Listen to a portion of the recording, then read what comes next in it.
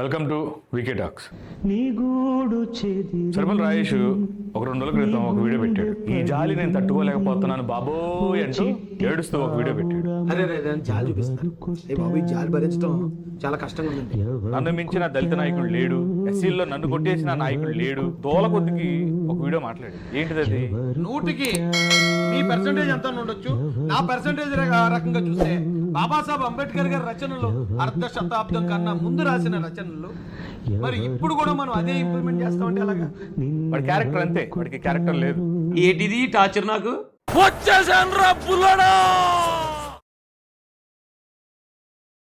వాళ్ళు అంత చదువుకొని అంత మేధావులు, వాళ్ళు ఇంకా రోడ్ల మీద పరిగెత్తించి వాళ్ళని ఇబ్బంది పెట్టి ఇళ్ల మీదకి వెళ్ళి వివిధ కులస్తులు వివిధ సంఘాలు ఎంత ఇబ్బంది పెట్టినాయి. వాళ్ళు చెప్పిన స్టేట్మెంట్ ని కాదని చెప్పేసి నువ్వు వాటిని రాజకీయ కక్షల్లాగా చూడాలి, కుల కక్షల్లాగా చూడకూడదు. కులదాడులు కాదు. మేము అనంతబాబు సుబ్రహ్మణ్యం అని చెప్తే మేము అనంతబాబునే వ్యతిరేకించాం కానీ కులాన్ని అనలేదు అని అన్నావు. ఎందుకు అనలేదు?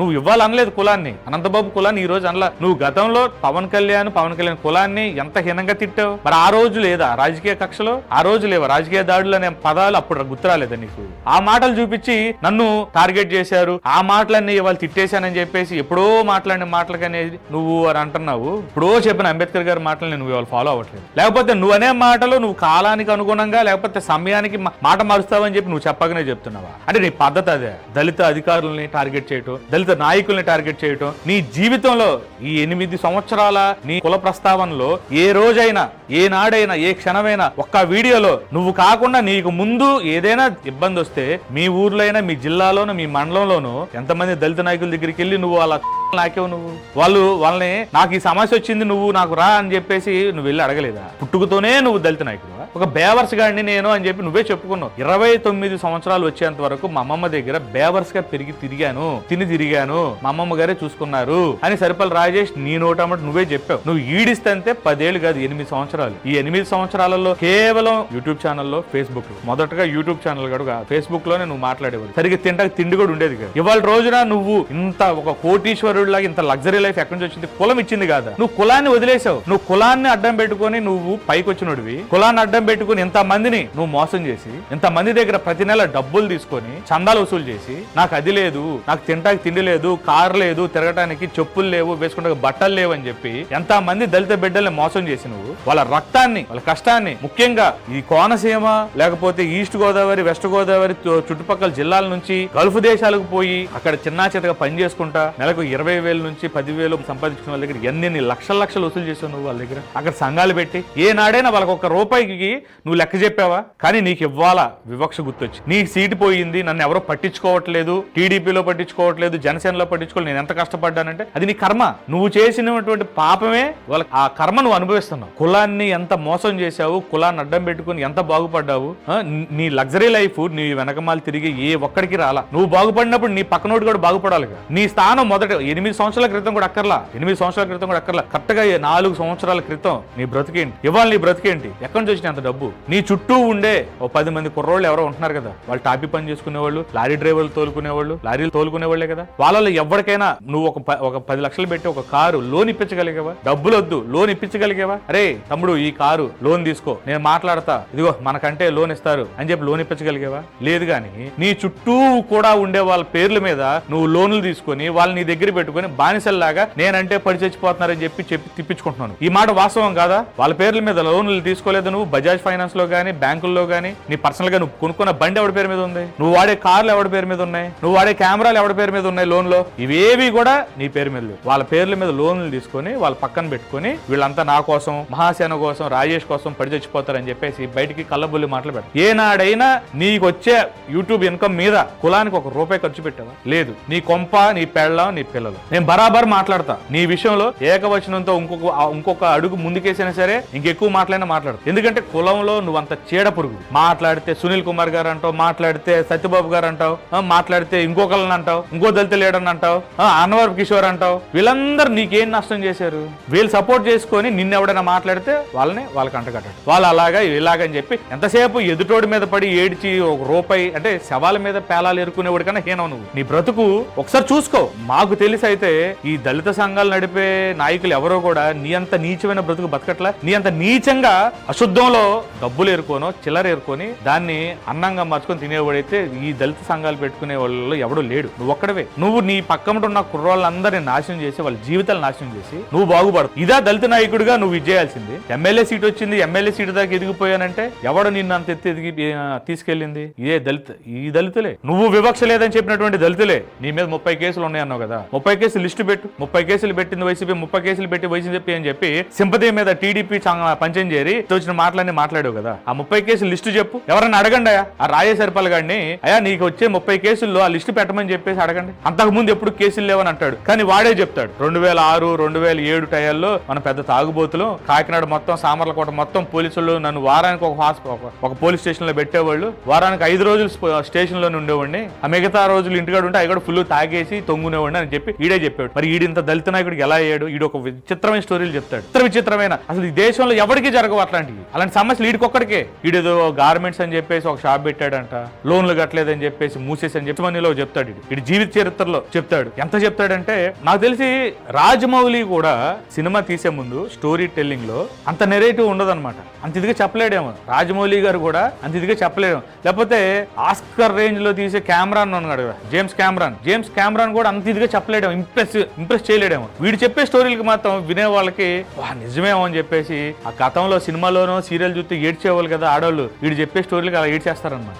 అంత కన్నింగ్ కదా. నక్కల్ని ఇంట్లోకి రానివ్వు అని చెప్పేసి నువ్వు అన్నావు వీడియోలో. నీలాంటి నక్కల్ని ఇవాళ చాలా మంది దళితులు నిన్ను ఇంట్లో రానిచ్చారా. ఇంట్లో రానిచ్చి అమ్మో ఈడేదో పొడుస్తాడు, దళిత జాతి కోసం పీకుతాడని చెప్పేసి వాళ్ళు నీకు ప్రతి నెల డబ్బులు ఇచ్చారు. నీకు యూట్యూబ్ రెవెన్యూ 2 కోట్ల రూపాయలు పైకి వచ్చింది. ఆ 2 కోట్ల రూపాయలు 1 లక్ష రూపాయలు ఖర్చు పెట్టావా ఏనాడైనా ఈ దళిత జాతి కోసం, ఈ దళితుల కోసం? నువ్వు 30 కేసులు నీ మీద పెట్టిన వైసీపీ పెట్టింది కదా.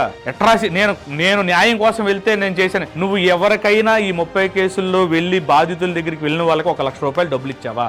ఒక్కరికి ఇవ్వకపోగా నాకు అది కావాలి ఇది కావాలి అని చెప్పి ఇంక అడుక్కున్నావు. నువ్వు చెప్పే కేసులన్నీ నువ్వెళ్ళి నేను సెటిల్ చేస్తాను, ఒక 10 లక్షలు వస్తాయి మాకు, 2 లక్షలు ఇవ్వండి, లేకపోతే 1 లక్ష రూపాయలు వస్తాయి, ఒక 50,000 మాకు, ఒక 50,000 మీకు అని చెప్పేసి వెళ్ళి నువ్వు అడుక్కున్న కేసుల్లోనే నీ మీద కేసులు పడినాయి తప్ప నీ మీద అసలు నువ్వు గవర్నమెంట్ కి వ్యతిరేకంగా వెళ్తే నీ మీద పెట్టిన కేసు ఒక్కటి చూపించు. గత ప్రభుత్వం వైసీపీ నీ మీద పెట్టిన 30 కేసుల్లో నువ్వు గవర్నమెంట్ కి వ్యతిరేకంగా వెళ్తే నీ మీద పెట్టిన కేసు ఏదైనా చూపించు. నువ్వు ప్రొటెస్ట్ చేసిన కేసులు ఎన్ని ఉన్నాయి వాటిల్లో గవర్నమెంట్ కి వ్యతిరేకంగా నీ మీద పెట్టిన కేసుల్లో 4 చూపించు. 30లో ఏముండవు, సంఖ్య మాత్రమే చెప్తావు. 30 కేసులు, కోర్టు దగ్గర నిలబడ్డాను, గత ప్రభుత్వం పెట్టిన కేసులకి నేను ఇంత ఇబ్బంది పడిపోతున్నాను, ఈ సొల్లే ఎందుకు పెట్టు. 30 కేసులకి 30 ఎపిసోడ్లు చెప్పు జనాలకి. అసలు ఎప్పుడెప్పుడు జరిగినా కూడా తెలియదు. గతంలో ఎప్పుడో ఉన్న కేసులన్నిటికి నువ్వు ఇప్పుడు అంటగట్టేసేసి ఎమోషనల్ గా జనాల్ని బ్లాక్ మెయిల్ చేసి డబ్బులు వసూలు చేసుకోవడానికి, లేకపోతే ఎందుకు? నీ చేతకాంతనం వల్ల నీ టికెట్ పోయింది, నీ చేతకాంతనం వల్ల నిన్న పార్టీలో ఎవడు దేగట్లేదు. నీ నోటిదోల అది నీ కర్మఫలి అంతే. నువ్వు గతంలో చేసిన పాపాలు ఏవైతే ఉన్నాయో ఆ పాపాలన్నిటికీ ఇవాళ కర్మ అనుభవిస్తున్నావు. నువ్వు నీ కర్మ ఈ 2024 నుంచి మొదలవుంది. నువ్వు గతంలో చేసిన పాపాలన్నిటికీ ఇవాళ మొదలైందనమాట. నువ్వు ఇంకా దిగజారుతావు, ఇంకా కిందకి వెళ్తావు. ఎందుకంటే ఈ సొసైటీలో వేధించి అంటరానితనంతో అణగారిన బతుకులతో ఎంతో మంది సరిగ్గా పనులు చేసుకోలేక, ఆత్మాభిమానం చంపుకోలేక వేరే దేశాలు పోయి ఇక్కడ పని చేసుకుంటా బ్రతుకుతున్న వాళ్ళని జలగలాగా పట్టి రక్తం పిండి నువ్వు అన్నం తిన్నావు. వాళ్ళు ఏంటి అని అడిగితే వాళ్ళని ఎన్ని మాటలు అన్నావు, ఎంత హీనంగా చూసావు. నిన్ను ఒక నాయకుడిగా వాళ్ళు యాక్సెప్ట్ చేసి వాళ్ళు నీకు ముద్ద పెడితే వాళ్ళని చీ అన్నావు, తరిమేశావు. ఆ పాపం ఊరికి పోదు కదా. నీ తమ్ముడు బాబీ, అది ఎంత పెద్ద పాపం. వాడు బాబీకి, నీ తమ్ముడికి బ్లడ్ క్యాన్సర్ అయితే ఏడ్చి పాస్టర్లను తిట్టి ఎంతమంది లక్షలు ఇచ్చారని చెప్తున్నావు. కానీ నీకు 2 ఆడపిల్లల్లాగానే నీ తమ్ముడు బాబీకి కూడా 2 ఆడపిల్లలు. నువ్వే పరిస్థితుల్లో ఉన్నావు. ఆ బాబీ నీ ప్రస్తావన మొదలైన దగ్గర నుంచి నీ పక్కనే ఉన్నాడు. నీకు ఒక కారు, నీకు, నీ పిల్లలకి, నీ భార్యకి, నీ పక్క వీధిలో ఉండే స్కూల్కి వెళ్ళడానికి నీ కూతుర్లిద్దరికి స్కూటీ కొను. మరి నీ వెనకమాలే వాడు చేసుకునే పని కూడా మానేసేసి నీ వెనకమాలే తిరిగినటువంటి నీ తమ్ముడికి కనీసం రేకుల షెడ్ ఇల్లు కూడా లేదు. నువ్వు నీ సొంత కుటుంబాన్నే నువ్వు చూసుకోలేవు, బాగు చేయలేదు. వాళ్ళకి కనీసం మౌలిక వస్తువులనేవి ఏర్పాటు చేయలేదు. ఎంతసేపు పందికొక్కు తిన్నట్టు నువ్వే తిన్నావు. నువ్వు నీ కుటుంబమే. నీ కుటుంబం అంటే నీ తమ్ముడు లేడు, మీ నాన్న లేడు, నీ చెల్లి లేదు. సాధు సుందర్ సింగ్ పుట్టినటువంటి నీ తమ్ముడు రమేష్ గాని, నీ చెల్లి రజనీ గాని వీళ్ళెవరు లేరు. నువ్వు ఒక్కడివే కనపడతావు, నీ భార్య, నీ పిల్లలే. నీ తండ్రికే నువ్వు ఇంట్లో అన్నం పెట్టవు, పక్కన తీసుకెళ్లి పడేస్తావు. నీకు దళిత జాతి అండగా ఉండాలా. నీకు దళిత జాతి మొత్తం సపోర్ట్ చేయాలా? చంద్రబాబు గారి కోసం దళితుల ప్రాణాలైనా ఇచ్చేసి మేము సీఎం చేసుకుంటాను అన్నాం. అసలు దళితులు చంద్రబాబు గారి కోసం ఎందుకు ప్రాణాలు అర్పించాలి, ప్రాణత్యాగాలు చేయాలి? అదే రకంగా పవన్ కళ్యాణ్ గారు కూడా ప్రధానమంత్రి మోడీ గారిని ప్రధానమంత్రి చేయడం కోసం ప్రాణాలు అర్పిస్తాను అన్నాడు. నువ్వు చేసిన దాంట్లో తప్పు లేనప్పుడు పవన్ కళ్యాణ్ అన్న దాంట్లో తప్పు ఎందుకు వచ్చింది? దాన్ని పట్టుకొని పవన్ కళ్యాణ్ గారిని ఓడిస్తాం, జనసేన ఓడిస్తాం, తొక్కేస్తాం అన్నాం. ఏమైంది? అది నీ కర్మ. అర్థమైందా? తాను ఒకటి తలిస్తే దైవం మరొకటి తలిచిద్ది అంటారు శివ. ఇంతే. నువ్వు ఏ దేవుడినైతే అంగళ్ళలో పెట్టి అమ్మేశావో ఆ దేవుడే నీకు శిక్ష వేస్తున్నాడు. అది హిందువా, ముస్లిమా, క్రిస్టియన్, ఏ దేవుడో నాకు తెలియదు, కానీ ఏదో ఒక దేవుడు అయితే మాత్రం గట్టిగా నిన్ను శపిస్తున్నాడు. అది జీసస్ అవని, లేకపోతే రాముడు అవని, శివుడు అవని, అల్లా అవని, గట్టిగా నీకైతే వీళ్ళల్లో ఏ దేవుడు హట్ అయినట్టున్నాడు బాగా. అందుకని నీకు ప్రతిసారి నీకు అడ్డం వేస్తున్నాడు. లేకపోతే ముగ్గురు కలిసి గేమ్ ఆడుతున్నారేమో నీతో. నీకెందుకంటే మోకాలు దండేసి ప్రార్థన చేయగానే యేసు ప్రభు కనపడతాడు, ఎమ్మెల్యే టికెట్ ఇవ్వగానే వినాయకుడు కనపడతాడు, CNN మీద మాట్లాడగానే అల్లా కనపడతారు. ప్రతి దేవుళ్ళు నీకు ఏ ఉడికైనా ఒక దేవుడే కనపడతారు, కానీ నీకు ముగ్గురు దేవుళ్ళు కనపడతారు కదా. నువ్వు ఎంత మోసగాడివో వాళ్ళకైనా తెలుసు కదా, నువ్వు నమ్మే దేవుడికైనా తెలుసు కదా. బహుశా అందుకనేనేమో నేను గట్టిగా వేస్తున్నారు వాళ్ళు. ఇకనైనా నీ బుద్ధి మార్చుకో.